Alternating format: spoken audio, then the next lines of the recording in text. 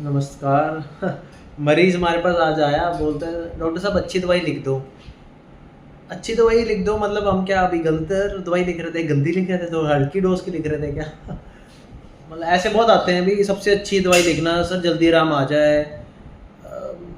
मतलब ऐसा नहीं होता कि मतलब डॉक्टर अच्छी दवाई नहीं लिख रहा, तो डॉक्टर अपनी तरफ से बेस्ट ही लिखता है, बट बात यह है कि अब मरीज को कितनी जल्दी उससे आराम आता है नहीं आता। मतलब मैं अगर बहुत अमीर हो या बहुत गरीब हो या मिड भी हो, एवरेज बंदा भी हो, तो मैं तो अपनी तरफ से बेस्ट ट्रीटमेंट देता हूँ। कोई भी डॉक्टर मुझे नहीं लगता भी मतलब कोई किसी को हल्की ट्रीटमेंट देते हो, किसी को भारी, ऐसा नहीं होता भाई। सबको जो स्टैंडर्ड प्रोटोकॉल होता है ट्रीटमेंट का, और जो आपको लगता है भाई हाँ ये डायग्नोज है, इसके हिसाब से ये ट्रीटमेंट होना चाहिए, तो वो देता ही है। ऐसा नहीं है कि भी नहीं देगा वो।